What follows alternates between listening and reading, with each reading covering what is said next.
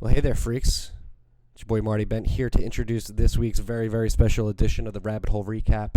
Last night, Matt and I sat in front of a live audience here in New York City, hosted by Iterative Capital. We had a great time. We reminisced about the 10 years that have gone by since the Genesis block was mined on January 3rd, 2009. We got a little drunk, so this one's a little bit of a feisty episode. We had some audience participation, so it was a lot of fun. Before we jump into that, this week's episode is brought to you by our sponsor, BlockFi. You guys already know about it. BlockFi is helping people who are forced to sell their crypto when they're trying to buy a house, fund a business, or even pay off their taxes. They're helping people avoid having to pay their crypto to pay for this stuff. So with BlockFi, you keep your crypto and still pay for all of your projects with a crypto-backed loan. Use your Bitcoin, your Ether, or your Litecoin, and get a USD funded directly to your account in a pretty quick amount of time, with loan sizes ranging anywhere from $2,000 to $10 million. Pretty big range there. BlockFi is perfect for reaching financial goals of all sizes. So whether you're a small business or a big investor, you can use your crypto to lever up your Bitcoin, your Ether, your Litecoin. So visit blockfi.com/tales from the crypt to learn more about putting your crypto to work without having to sell. That's blockfi.com/tales from the crypt. And you freaks got that special offer. If you're taking out loans below $10,000, you're going to get $25 of free crypto collateral.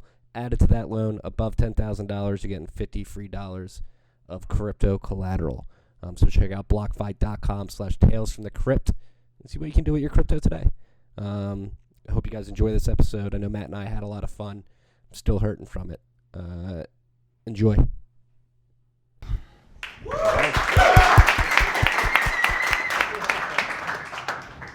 What is up, freaks? This is that makes me so happy. What is up, freaks? Well, happy 10th anniversary of the Genesis block. Thanks for coming. Shout out to Iterative. Shout out to Jay and Aaron for the first round. It was I loved it. Getting poetic about Satoshi. Who is Satoshi? Yeah, I'm a little bit nervous right now. I've honestly never done anything live, so we're gonna crack open the whiskey. We have Yamazaki from a listener, Low BTC. I told you like 3 times. Yeah, at Low BTC. And Low BTC. He donated this to the pod, so we'll be imbibing this tonight as we do a Rabbit Hole Recap. It's going to be an addition to Rabbit Hole Recap. We're going to mix it up a little bit. We're going to start off with the topic, and then we're going to give it up to the crowd. If you guys want to talk about a topic, whether it be something that's happened over the last 10 years or something more prescient, more present, we'll dive into it. We're going to little interactive. Matt wanted to talk about the first topic tonight. He's very excited. I don't know if all of you saw this, but the CEO of Coinbase jumped on Twitter tonight, earlier today, and it looks like he's looking for a little bit of penance, trying to get back on the good side of the Bitcoin community in particular. Matt, cheers first. This is your topic. What the hell's going on? He bent the knee. Happy birthday, Bitcoin. Thank you guys all for coming here. Thanks for having us. He bent the fucking knee. He bent the knee. Did he though? All right, so let's preface this. I, in particular, with Marty's been, have a long tenured history with Coinbase and Brian Armstrong. I've called them out many times throughout the last year and a half in particular. More recently, they've got a lot of backlash for their addition. Or I would think it's more specifically their 12 days of Coinbase. I think that's what really triggered a lot of people. Yeah, token base. Tried to introduce people via the 0x token, which some people would argue does not really accrue any value and is a very bad first spot to introduce people to. Right, so they've been adding tokens. Coinbase now supports more tokens than they support actual independent chains or cryptocurrencies. And one of the tokens they added was 0x, and so they have this learn to earn concept where you watch videos about ox and you earn ox by watching the videos. This is true. And the videos, I'm pretty sure, I have no idea what the ox token is used for. It's supposed to be used for governance, but I have no idea how it's supposed to accrue value. I watched the videos. Still have no idea how it's supposed to accrue value. Yeah. So after 12 days, but that was the least of it. Yeah, that was the least of it. That was just the icing on the cake. This is after Bitcoin Classic, Big BU, Segwit 2x. What else is in there? Oh, well, all the 4 clients, right? Yes, all those. So Brian. Unlimited, Classic, XT, Yes. Segwit 2X. So it seems as though today in New York particular, agreement. Brian said, hey, I'm going to try and get back in the good graces of the Bitcoin community. You were very vocal about It this. was a nice at the beginning. thread. It was a nice thread. I was very happy about it. Were you? It was. I mean, I saw before we started recording, Pierre talked about it. He was very happy about it. Mm-hmm. Everyone did like their little circle jerk about being happy about it. Yeah. That's what we're doing right now. You know, Brian's done a lot for Bitcoin. He's done a lot against Bitcoin, but it's good to see him on the 10th birthday, give Actually say the some word respect Bitcoin. to He it. hasn't said He it. said in it a while. like 5 or 6 times in 13 tweets. Yeah. It was like it was a heavy Bitcoin concentration. Well, I think this is a good segue into, this is the 10th anniversary of the Genesis block. I mean, Coinbase came in, 2012? So they've been around for almost 8 years now. And so this is what I wanted. We didn't know how to do this when we were describing, what are we going to talk about tonight? We're going to open it up to the floor. We're gonna. Our strategy is usually we just sit down, we get drunk, and we read through a list of Bitcoin news. Yeah, but that's literally the strategy. I think tonight in particular, going back with Bitcoin's first 10 years, where Coinbase came in and how much it's changed since then. So that's when I first came in around 2013, 2014. Coinbase was my entry to Bitcoin. You bought coins on Coinbase, right? I bought coins on Coinbase. I bought coins on Coinbase. I just doxed myself. Well, Coinbase actually doxed me to the IRS. They sent them all of my transactions, all of my addresses, everything, all my buys. Yes, but the point here is they fought that. That was when Coinbase was doing really good. They fought it. They tried to stop it, and then they sent it. Yes. So over the last 6 to 8 years, 6 to 7 years in particular, Coinbase has sort of been that on ramp, and for me in particular, I have fallen out of love with them, and that is as Bitcoin has evolved over the last 6 years. I won't even say Bitcoin has evolved. This is one thing that I harp on a lot on the podcast more recently, is that Bitcoin isn't evolving. It's an expanding universe, and we're sort of discovering it as we use it more, and there's more activity on the network, and sort of. That's the beauty of this whole movement to me, is seeing how people react differently to discovering Bitcoin. And I said this on Peter McCormick's podcast last week. One thing I would caution in this space is this is, again, it's an exploratory space. A lot of people will put their sort of flag in the ground and say, hey, I believe this is going to be the future. And sometimes Bitcoin will prove that that future is not as advantageous as they once thought. And some people sort of cling to that idea if they thought of what it should be. Sort of not reacting to the discovery of everything that's going on. I would argue that Coinbase is one of those companies, and just one of many. And Brian in particular. Yes. That thread was kind of him saying, I was wrong. Yes. So eating a little humble pie. Yeah. So that was the first topic for tonight, a little bit of a shit show. Does anybody have any topic in particular, past or present? We have more lined up in case you guys don't. Yeah, we don't have, we then really you have a very pressing little faith issue that you want to talk to for the 10th anniversary.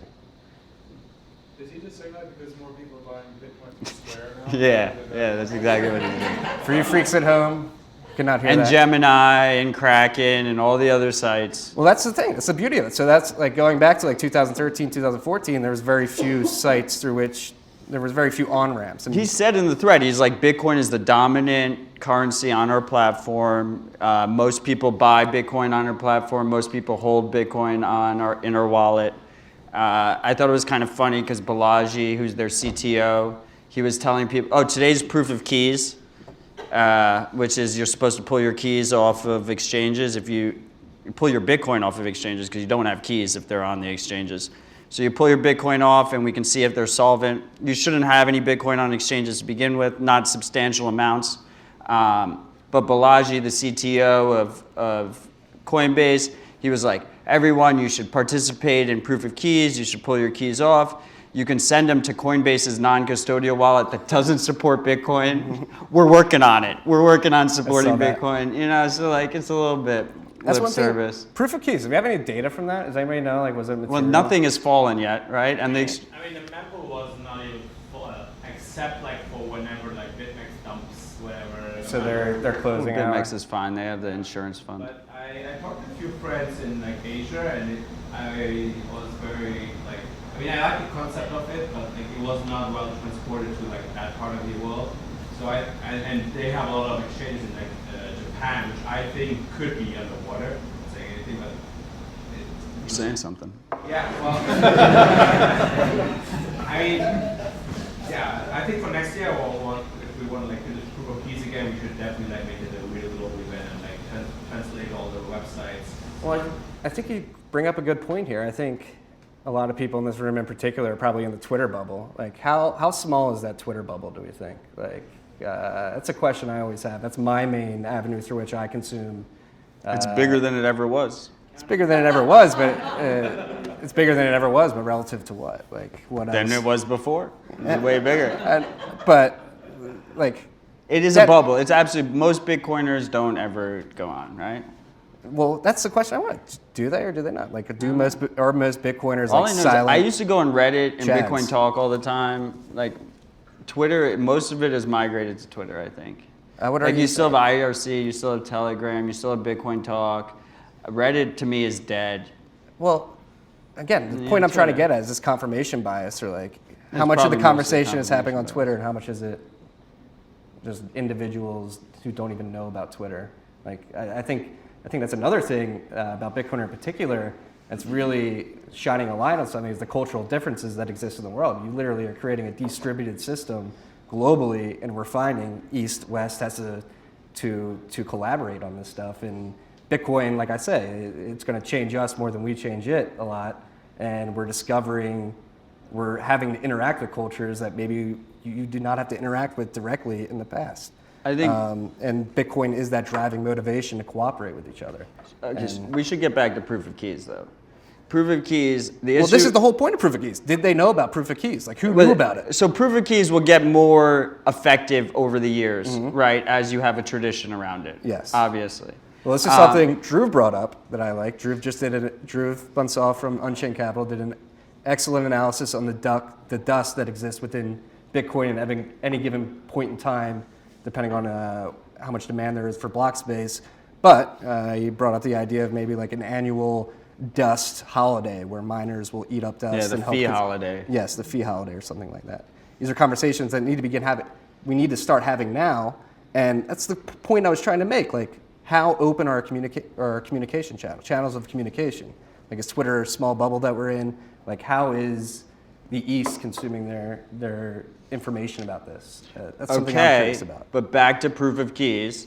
The issue with proof of keys is that you didn't have a lot of people know about it. The people that knew about it already didn't have Bitcoin on exchanges. You know, I knew about it. I had nothing, I didn't do I had anything. nothing to I didn't do remove. shit. And they were already off the exchanges. And then the third thing is, if you're a bad exchange like HitBTC, which no one should be using, it's just a random, horrible exchange, they just didn't allow withdrawals. They were just like, well, we're not doing withdrawals until after proof of keys, you know? And so like, what? So do you actually solve So anything? it's like the threat on the door, like, I have a gun. Yeah, like unless you get like Bitfinex or something, you know, and they have warning if they know it's proof of keys day, they have like, okay, we gotta get up our liquidity in 2 months, you know, when it's time to pay out 30% of the people who actually participate. Yeah. It's a good idea. I like the idea. No, I thought Trace brought up a good point though. Like, the proof of keys scares me because, again, like we're early. This is only 10 years in. The UX around all this shit is so fucked. I don't want to say fucked, but like if you're not technical, like it's going to be hard. Like, I still get nervous when I send Bitcoin. Like, what? You shouldn't be. I know. Just call me up. I will. But I know, like, what? Again, let's talk about like the responsibility of proof of keys too. Like, you have to teach people how to take this financial sovereignty into their own hands. You know. No, I agree. And we said this last episode. It'll never be easy to be your own bank, like, because it takes responsibility. Like, it's an unsolvable problem. Like, if you have responsibility over your money, then you're responsible for it, and there's no solving that issue. And people, you know, a lot of people don't want to be responsible for their money, but you make it as easy as possible, and you educate them in the benefits, and hopefully more people will do it. No, yeah, and then but again, I'm going to be the hard ass right now. Like, you're driving the skeptics case. Like, will it ever get to a point where you think it's easy enough where Bitcoin can go mainstream? I mean, it's already easy enough to buy Dogecoin on Robinhood and not store your own keys, But right? is that the future we want, though? I'm just saying my grandmother can own Dogecoin, not worry about security, probably not get robbed if Robinhood is legit. Okay. Does it embody Bitcoin? No, but there'll be options for every single person, all the different types of people. Some people will want full custodial. Some people, as they should, will want to control their own keys. And then you'll have that Spectrum. the large spectrum in between Yeah. that does like the different balancing acts. So why do we need Bitcoin at all? Should we just walk out? Bitcoin's better money, Marty. You don't need me to tell you that. I know. Bitcoin is the future. Bitcoin's why, while everyone's freaking out on CNBC and Bloomberg and everything about the economy, I sit here and I'm like, I got my Bitcoin. They can't take it away from me, right? It's that nice little security blanket. Yeah, but I think Jay and Aaron actually brought up a good point in their thing. Like, how do you get people to buy into this idea? Like, and I think what you guys touched on in particular that I wanted to sort of piggyback on is the idea that Bitcoin was marketed towards libertarians early on as like a libertarian technology. The beauty of that, though, like if you go back and read like BitcoinTalk.org, Satoshi noticed like, hey, this actually may entice libertarians more than anybody else at this particular moment. So they were sort of like a Trojan horse into proliferating this technology. Ideally, at the end of the day, the technology, whether you're a Marxist or a hardcore like neo-reactionist, like Bitcoin works for you. Where did the And Marxists come from? Why are we just bringing them in here? Just to say, Bitcoin is Marxists aren't involved with Bitcoin. There's no Marxists They in could Bitcoin. be. They could use There's it. no if Satoshi was a Marxist, we wouldn't be here today because Bitcoin wouldn't exist. Well, Like, no, that but I just- think that's the beauty of Bitcoin. No matter what your political ideology, like you will be able to use Bitcoin. And Okay, I agree. Yeah. Marxists can use Bitcoin if they Yes, want to. exactly. They haven't opened their eyes to it yet, but they will. They'll buy our bags like 10x, You're selling your bags? I thought Bitcoin has got to a point where you don't have to sell your bags. like metaphorically. Okay. Should we go to the next topic? We got Hector here. Yeah, I wanted to ask, like, what do you think about, like, it does seem like there's potential for this stuff to get pretty political soon. So you had, like, the Patreon stuff just happened, like, Patreon speaking to some people off the platform, some people were decided to leave, and there's a clear, like, ideological, like, left-right split that's happening here. And I feel like there's potential for Bitcoin to get very kind of politicized, particularly by the right. To the right. And by the alt-right. And, like, is that something that, like, good for the ecosystem or bad for the ecosystem? I think ideally, well, first of all, this is best case scenario. Repeat the question for the people at home. Oh, for the people at home, the question is the war on Patreon going to push Bitcoin towards the right politically, right? Like that was a good sum up. Yep. Right now, the majority of people getting kicked off of Patreon are either, they're on the right side of the political spectrum. This is a perfect example of the use case of Bitcoin. So it is a fantastic opportunity to educate people on why you want to control your own money, why you need to have an uncensorable payment method. I mean, ideally, Trump will start going after the left so that we could have some left people that are also getting censored. But yeah, that is. I mean, is that a solvable issue? Like we just hope that, we don't get pigeonholed over to the right, right? Like I think Bitcoin's for everyone, right? So it just happens to be that the people on the right are getting censored. Luckily, we right? have Bettys in this world. The Bettys of the world. I'm prove bullish that with it's Betty. for- I'm yeah, always bullish We're always with bullish Betty. with Betty, but no, I do think. By a raise of hands, who knows who Betty is? Look at that. That was like a pretty good inside All right, joke. so for those who don't know, Betty is a woman who runs a barbecue joint Where in is she Kenya. located? In Okay, Kenya, there you go. Nairobi, I believe. Very good. And she educates her customers on Bitcoin once a week. So that's She like, bought the hotel with Bitcoin. She sells her food for Bitcoin. She has a restaurant, and we're bullish with Betty. But going back to like, she educates people. yes, Bitcoin will be used to sort of paint different spectrums of the political venue, or excuse me, the political world with bad brushes at certain points in time. But again, like Bitcoin, that's what people have to remember. Is like Bitcoin is agnostic, fucking soulless technology. It just produces blocks every 10 minutes. It doesn't know who's anchoring data into a block of transactions every 10 minutes. It doesn't know what lightning channels are being created. It doesn't know who we are, give a fuck about who we are. It's just going to work. And as long as it produces a block roughly every 10 minutes in a arguably decentral, I mean, I wouldn't argue it's fully decentralized now, but if it's arguably getting more decentralized over time, I think it will work, and it will work for different people in different points of time depending on the narratives they're trying to push. But I do agree that it does it pigeonholes us a little bit. Yeah. And like you have to be aware of that, and you have to try and not get combat it. pigeonholed. Well, why are they trying to pigeonhole you? Like, why are they trying to frame it? Well, no, because they say, oh, okay, so the idea is that in a month, 2 months, 3 months, they say the Jordan Petersons, the Dave Rubins, the way worse people that are even more right.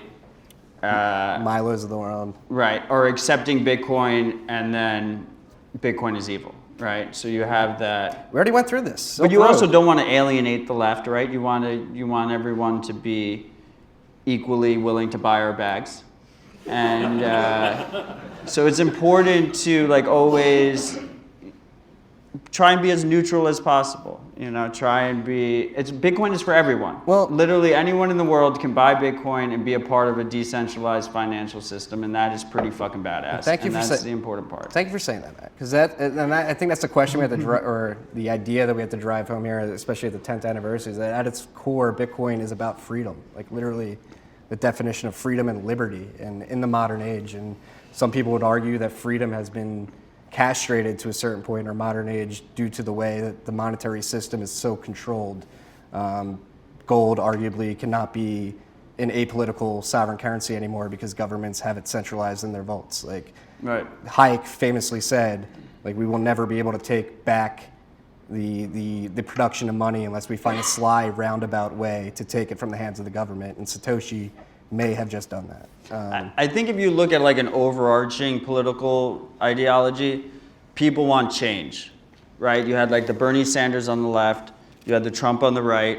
People want change. Fuck the bankers. Like that's not even fuck the bankers though. No, but you had Occupy Wall Street and you had Tea Party on the right. It's not fuck the bankers. It's fuck the function at which money is created, and you can't fault the individuals that work within that system. They are just cogs in the machine. Oh yeah, not the bankers, right? Yes. No, it's fuck the function of money creation. It's different. You have to de-alienate. You can't make it personal. The banks. You can't make it personal against Jamie Dimon. You got to say the system is set up in a way where, hey, good for them. They fucking worked their asses off and got to the point where they could take advantage of the system. Okay, can we switch to a positive topic? Okay, who's got a positive topic? Gigi. You better have a positive topic. topic. People talk about subway in the world, and I think we are experiencing right now how Bitcoin is eating the world. It's like 10 years ago, Bitcoin mentioned the Times, and today the Times mentioned Bitcoin. So we bought the Times today. That's pretty fucking cool. So you freaks at home. So you freaks at home. Gigi just mentioned. Was that a question? No, it was just a comment that I want to expand on. Right? It was mostly a statement. But we have to repeat it for the people at home. Yeah, so Bitcoin has expanded from where it was hashing a headline from the Times of London into its Genesis block to a point where Bitcoin is being literally marketed in the Times 10 years later to the date. Right, so BitMEX today bought a front page ad. Shout out BitMEX. Shout out Arthur. Arthur, I can't wait to party with you in the, what is it? The Seychelles? Seychelles. There we go. One day. Bring up a court case in the Seychelles. This is actually another topic we can talk about. How much did that ad cost? We were debating this earlier. Was it cheap? Like 30, 40K, something like that? I think it might be the best ROI of any crypto company ad. The New York Times page is about 50. Okay. Yeah, it's way better than the bullshit UFC Litecoin bullshit, right? like we got a full page. He put the chart in there. It was like really nice, you know, because he had the front page and then he went farther with that. And then it was great. It was actually fantastic. They're just such badasses. A good driving point that drives into one of my pet peeves is they try to educate people on what Bitcoin is, what proof of work it is. They had the research arm. They had everything. They're a degenerate gambling site. Yes. That has a research arm that provides some of the best education in the space. Welcome to Bitcoin. How cool is that? Right? Isn't that fucking badass? It's true. So fucking cool. But that's like one thing Jay and Aaron were talking about earlier too, is like, do you need to teach people? Do you need to evangelize this? And I would say yes. Like, so there was a point, Santiago Siri, he said this on my podcast too. There was a point in the world where like clean, potable water came to the world. You had plumbing, you could take a shower, you could wipe your ass. Huge. You could wash your hands. People literally had to learn how to wash themselves, how to bathe themselves. Like it took time, like a generation. Like, how the fuck do I take a shower? People didn't take showers for a long time. And it's going to be a similar process with like securing your Bitcoin and learning how this stuff works. It's going to be, it's a new technology that has never existed. Is anyone else imagining Marty like trying to figure out how to take a shower? Still trying to learn, so if anybody wants to bathe me later, let me know. Kidding. Next topic. All right. We got Harry over there. So Satoshi famously said when Bitcoin was trying to use the WikiLeaks, we're not ready for that. This is going to bring too much scrutiny. What, in your guys' opinion, has changed fundamentally about the technology between then and now that makes Bitcoin ready for WikiLeaks? Do you want me to go first? So the question was, is Bitcoin ready for WikiLeaks Well, today? no. The question was in 2011 when WikiLeaks went to accept Bitcoin donations. Longer version. They weren't ready. Are we ready today? Correct. Is Bitcoin ready for? We were ready then. Can we kick the hornet's nest right now? We did it. We did it, right? We were ready. We were ready, right? No, I think it worked out. WikiLeaks It worked held out. back. WikiLeaks said, "All right." I don't think they held back, did they? I'm pretty sure they Did they hold back? Does anyone know? I don't think they did. I think they fucking started accepting it and the world didn't end. Yeah, that's true. Bitcoin persevered. I think Bitcoin right now, I expected Bitcoin to be persecuted in America. I thought as a Bitcoin holder, I was gonna have to worry in America. Obviously, I'm less concerned now because I'm standing in front of all you people talking about Bitcoin, which is like a little bit unnerving, right? This is actually. It's like I don't work for Vice and New York Times and stuff. I don't know. I can't handle this. Yeah. They're like taking pictures of me. Look, there's a camera over there. This is horrible. Right. Try and find a picture of me online. It's difficult. People will be able to know. But Harry, it's a good point because last year we were not ready at the height. I think Trump sealed the deal. What are you talking about, Trump? I talk about this all the time. I think we wouldn't have come close to 20K without Trump. I think Hillary would have been amazing at regulating Bitcoin. I think she was born to regulate Bitcoin. I think she would have had a whole powwow with all the banks, and they would all come together and they'd be like, "We're gonna fuck this shit. Like it's gonna be destroyed. We're gonna destroy it. We're gonna make sure that they all get screwed." And then Trump got elected, and they were like, "We're worrying about all this other shit," and Bitcoin just flourished. And now they're fucked because we have 2 years to the next election. They might lose that, and then they're not worried about Bitcoin. Bitcoin is going into rich people's pockets, and as more rich people have it, it's harder and harder for them to regulate it out. And I think we might have done it, but I'm just gonna. Yeah. No, and then from a technical perspective, I think, like from a blockchain perspective, like last year with the mania, like obviously we had high fee situation. The exchanges literally couldn't stay open because they couldn't handle the volume of transactions and trading that was going on. I would argue that a year, 375 days since the all-time high, a lot at the protocol level, or not even at the protocol level, at the blockchain efficiency level has been solved. Obviously, SegWit adoptions precipitated, Lightning networks proliferated. I think it's in a better spot, but we won't know until there's more traffic. We're in such a better spot. Yeah. We're doing so much better.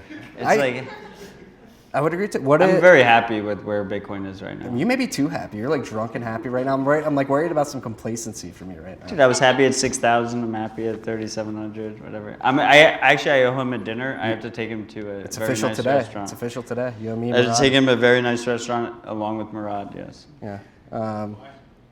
Because we bet that the price today. I bet that the price would be higher than 66.25. And he bet with Murad that the price would be lower than 66.25. The price is lower than 66.25. Not if you're buying Bitcoin off of me though, because I'm not going to sell it to you for this price.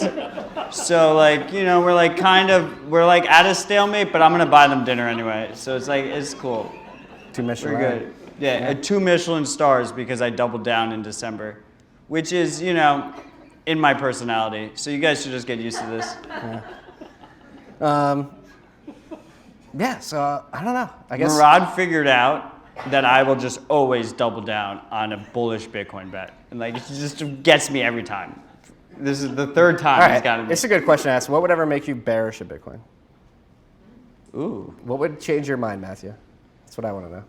I don't know if like the whole SegWit 2x thing turned out differently. I am so fucking bullish right now. It's ridiculous. Like I'm just through the roof. This is what worries me, dude. Yeah, you should just be worried. You're the most all paranoid time. person I know. If you're waiting for me to be bearish, never gonna happen. Okay. You're fucked. All right. The day I'll be bearish is the day like I'm sitting there and it's just like worth 0. It's just like too late. You know, it's like I was bearish too late. Okay. So like don't wait for that. All right. It's a bad idea. All right. One of Nick Carter, or Nick Proof of Reserves Carter, one of his big things he's been saying is that for us as users of the network, it's up to us to sort of police exchanges and make sure that they're solvent, essentially. I was wondering if you guys know any other ways, since I would venture to guess most of these people in this room didn't have anything to pull off exchanges. Other ways for us to participate in sort of policing the exchanges and making sure we do our part for the network. Yeah, I think honestly it comes down to like social pressure at the end of the day. You literally have to demand it as a customer, as a user. Like, hey, if I'm going to be using He's your- already doing that though. He's keeping his own keys. Yes, but The biggest thing you can do is keep your own keys. Don't store money on exchanges. Every day that what you about don't your store money on scenario exchanges, where you hold 80? you're holding them What about your accountable. scenario where you hold 80% in private keys and then 20% on an exchange? Yeah. All right. What about that scenario? What about that scenario? Yeah. How do you like? You should compel. I would argue that you should compel the exchanges to say, hey, if I'm going to use your exchange, I want at least some like quarterly. I think Kraken was doing that for a while, right? Yeah, Kraken. Well, that's the thing. Like They were, people have like, been doing providing it, and they're, proof of nobody reserves. asked for it. Like What does that look like, though? Is it just like angry tweets at them? Well, no, they can sign a message that says yes, you that can. says how much funds they have. I would right? argue in this space in particular, the power of the individual consumer goes a lot further than the power of the individual consumer in the overarching economy because it's such a small world right now. Like, if you, like, I wouldn't be like, I mean, Brian Armstrong, his tweet thread today was probably in reaction to a lot of members in this very small community saying, I do not want to use Coinbase anymore. I think specifically. Well, first of all, for our podcast listeners, the question was, how do we keep exchanges honest? Yes. We haven't told them that. I think, fuck that. Don't keep exchanges honest. Just make sure you have yours, you know? And then we'll all come together because we all have ours. And the exchanges that aren't honest will only fuck over the people that aren't doing that, right? So they'll learn. That's my feeling on it. Because it's not going to fuck me, so I don't give a shit. What about the video that showed security vulnerabilities in the hardware walls? Yeah. Oh, we talked about that. Did you did. listen to the pod? So what is it? It's a very good pod. You should listen to it. We made sure to do it. We did it like a day after. It was fantastic, great timing. Yeah, so these guys It worked out. These guys at Wallet.fail, they were at a hackers conference somewhere in Europe and basically took Ledger and Trezor wallets, hardware wallets in particular. The original Trezor. Yes, and they walked Ledger through Nano. 4 attack vectors in which they could be attacked and like basically proved on stage. Supply chain, side channel, firmware, and chip level attacks. Should we sum it up for people? Yeah. If someone has your hardware wallet in their possession, they're holding their hardware wallet, assume they can compromise your keys. Before this happened, you should assume that. That's how hardware wallets should be dealt with. Because it's a piece of hardware that's holding your fucking keys. So like there's a chance that they can take that. Every attack they had gets stopped by the unique passphrase. So if you have a unique passphrase, you should be good. They have to brute force the actual passphrase after they pull your seed from your Trezor. The Trezor is the most vulnerable. We already kind of knew that. because they went the open source route, so they didn't have a secure chip there that is proprietary. So you have that balancing act where you want fully open source versus maybe more secure if it's personal. If you do multi-sig through Electrum, then you could actually make it so one key is Ledger, one key is Trezor, and then you kind of get the best of both worlds. Both companies are going to update based on this, and they should be able to mitigate the specific attack vectors. Yes, but Trezor was more affected than Ledger. Yeah, Trezor, like because of that open source versus using a private security chip. Yes, and to be clear, an attacker would have to have physical access to your Trezor either. No matter what, physical access is required across the board. But physical access might mean in the mail, supply or chain it might attack, mean taking it from Marty's backpack while he's. So that's actually it's a good point you bring up. There's so what these hardware wallets do in particular is they'll put a sticker on, a unique sticker. The sticker and means nothing. A lot of people are able to use like high-tech hair dryers to pull it off. Actually, Peter Todd was tweeting about this, I think, last week. I saw a really dope high-tech hair dryer. Yeah, so one thing they do is they're taking nail polish now with glitter in it, and you glitter over like the... Ari Paul talked about this like 2 years ago. But it makes sense. You use something that is completely random, which is like a nail polish with glitter in it that you lay over something, and nobody can scientifically tell how the glitter in the nail polish is going to go over it. You take a high-def pic, and then once you get delivered the package, you can confirm that high-def pic. Yes, it's a long sort of... it seems so difficult, It's Marty. a long journey to confirming it, but Marty, it is a way to get around you can't this. even send a Bitcoin transaction without being worried. How are you supposed to do this? But I'm saying these attack vectors are getting found and they're getting iterated on and getting better. And that is another thing, like as we're rounding the 10-year sort of marker here, is that's where we have to realize that's where we are in this lifespan of this technology. Is it is still fucking raw. It is still terrible to work with, and it is getting better. Like, and I would argue at I don't want to say an exponential pace, but at a pace I haven't witnessed up to this point in time while being in Bitcoin. Boom. I think these things also like Classic work feelings. together, right? So you have the problem with proof of keys. So you want people to withdraw the funds and like take responsibility. And like 1 week earlier, you have a hardware. Okay. Well, and then a week earlier, you have I agree. This is a beautiful engineering space. attack on like Electrum users who like lose their See, and that's probably the attack where people are more vulnerable, and that was the less talk about one, is the Electrum phishing attack, where you're more likely to get attacked via phishing attack than somebody physically getting your Trezor or Ledger. And You're taking most the keys. likely to get attacked because the motherfucker walks up to you, hits you with the wrench. It's like, give me your Bitcoin. Yeah. So are we too paranoid? No, you can never be too paranoid. You have a good question. Oh yeah. Well, if you say that you should, even before wallet.fail, you should just assume that if somebody has Right. a ledger, that they can compromise it. So what's the best practice? Just keep it in a safe, or keep it in some massive thing or something? You should. Tails. I think the most important thing is you don't keep all your Bitcoin in one spot. Don't put all the eggs in one basket. Like as a simpleton, like the easiest thing you can do is just not put them all in the same place. So if someone attacks you, like they take some of it and they're happy with it, they make money, you know, and they just don't worry about it. And it takes multiple compromises. You're reducing your attack surface, right? Like you're trying to create a situation where it is way less likely that you lose all of your money at once. And I think like if you're on your own bank, like that should be your main priority. Yeah. This is the ideal future we want to live in. Yes. That's the thing, though. Is are we going to have to live in, or are we forced to Yes, live in you have no choice. We're happy. We should be lucky. We should be grateful that we get to live in this future. Jonathan? Do you think heavy regulation of Bitcoin would accelerate or decelerate progress? I think it will fuck America. Right? Because you're talking about America, right? Heavy regulation in America? Or around the world? Are we talking global?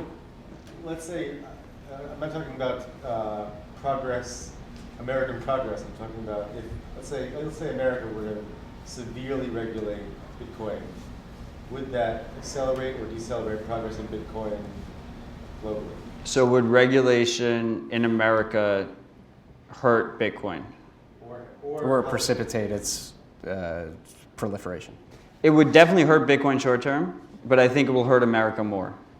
I think you end up in this like adapt or die situation. Well, I think we're seeing it happen. What about New York? I think we're seeing it happen from the other angle, where like the U.S. government in particular and MasterCard. I don't even know if it's the U.S. government. It might just be these payment processors are coming down on these content creators, and it's not forcing people to Bitcoin by banning it. It's like by banning other things, like content creators having access to payment processors that are essential to their livelihood, that's forcing people to Bitcoin. But with that being said,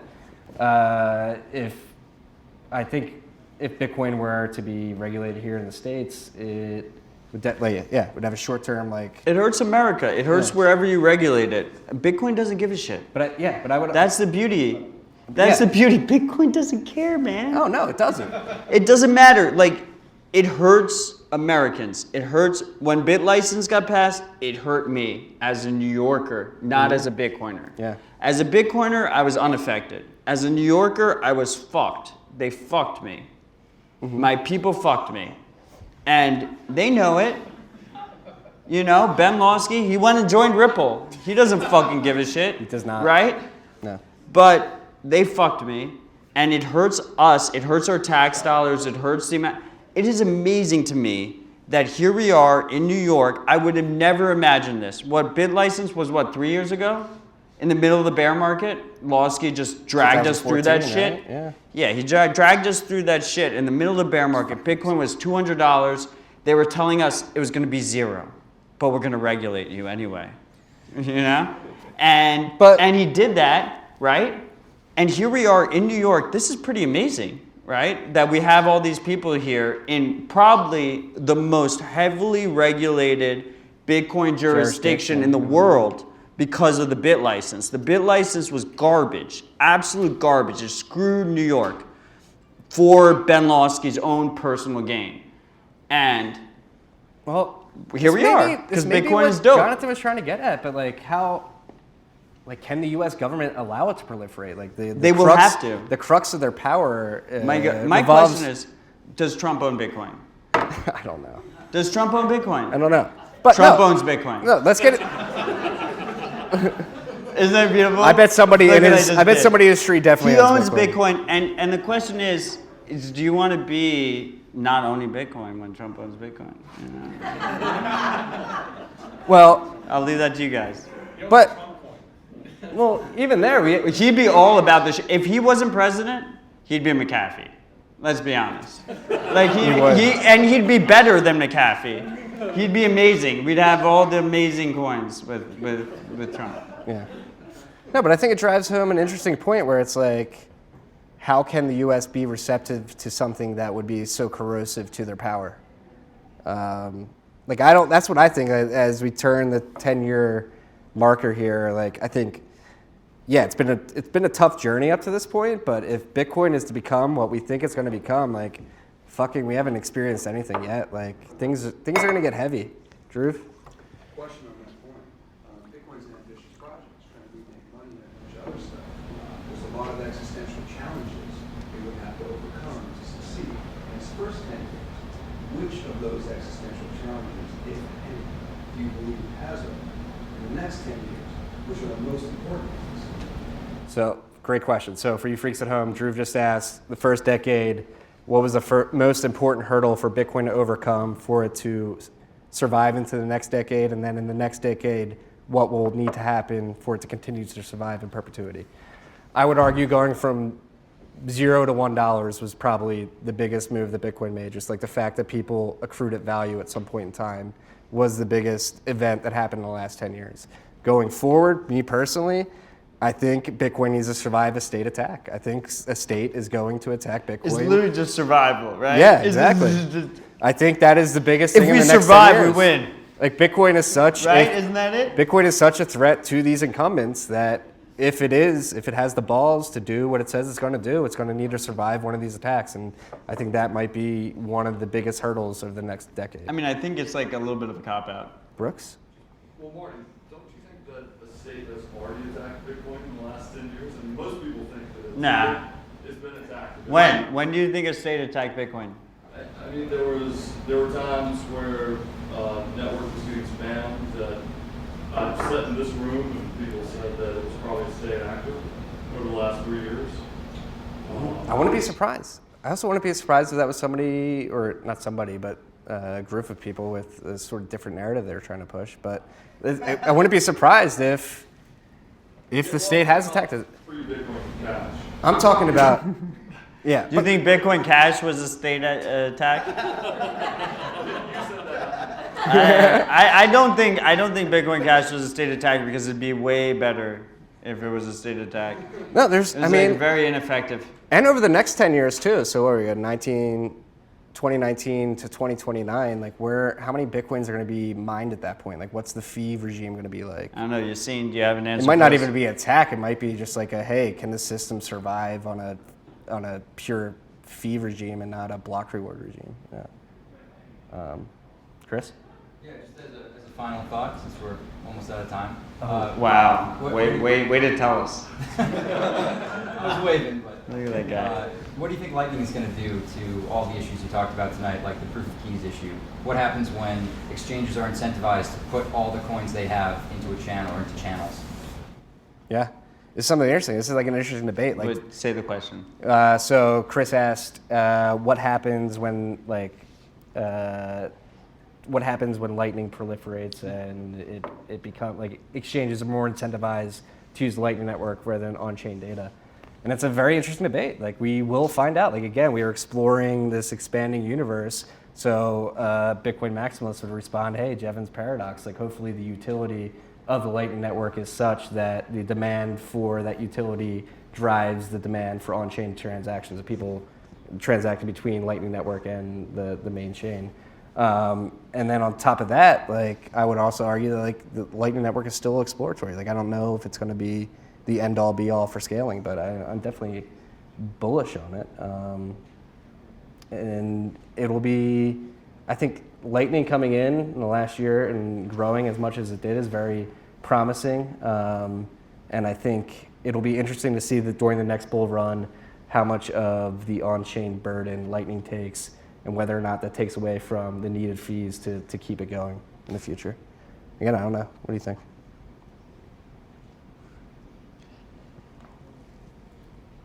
Like exchanges aren't going to put a lot of money into Lightning. You don't think that? No. Why not? It's just too risky. They're not going to make that much money doing it. Why? They're not going to do it. So to make money on the Lightning Network, They're just not going to do it. You need to be a relay node. Why not? They'll have like enough so that they can send out Lightning withdrawals, right, for like low amounts. Okay. And like bigger amounts, they'll just do on chain. And they just will not put large amounts into Lightning. Why is this? Because the stake reward isn't high enough. It is people who stake for Lightning aren't going to make large amounts of money, and that's fine. That's absolutely fine. It's mostly ideological. Well, I worry about them staking Ethereum and staking proof of stake currencies that have like super high returns, right? Returns. You know, you get 10% or something, something ridiculous. Like obviously you're gonna stake all of your exchange's funds. But with Lightning, like you stake a small amount and you just pay it out. And it's like no worries. When you say staking, staking is not like completely analogous. But you're putting money into the Yes. Lightning Network that is getting paid based on how much money Yes. is in the Lightning Network. That is literally but I will mark that staking. that creating a Lightning relay node and staking and like bringing satoshis from that action takes a lot more work than actually throwing tokens into a staking. I mean, you've never done. Yes, you've I have. never done the second. I've done both. You've done both. Yeah. Wow, what a shitcoiner. We have another question on here? Yeah, so I guess we're going to wrap it up. Well, he kind of wrapped us up. Yeah. He like wrapped us up. He was like, in my question, while you guys are going over the time. So here's a. This is my question. Here's That's a final. literally what he did. Here's a final thought for the wrap up of The final thought is, how much Bitcoin do you own? Is that enough? Like I wonder. Like I hope it's enough. Like it might not be. You're too cocky tonight. See, now I'm worried. I'm too Now I'm cocky. worried. It's our 10th fucking birthday. Happy birthday, Bitcoin. Yeah, happy birthday. Thank you guys for having us. All right. Subscribe to this shit. This conversation will be continued at the bottom of that bottle somewhere. Yes, it will. Wait, not to the bottom. We're gonna save this. All right. Well, you guys can participate. Thank you guys. Thank you, dude. Thank you, dude. Make sure to find both these gentlemen on Google Play or iTunes, wherever you get your podcasts. So what was that other one, Marty? Anchor. Check out anchor.fm. Yeah, at Matt_Odell. Matt Odell, Marty Bennett. Thank you. Craig.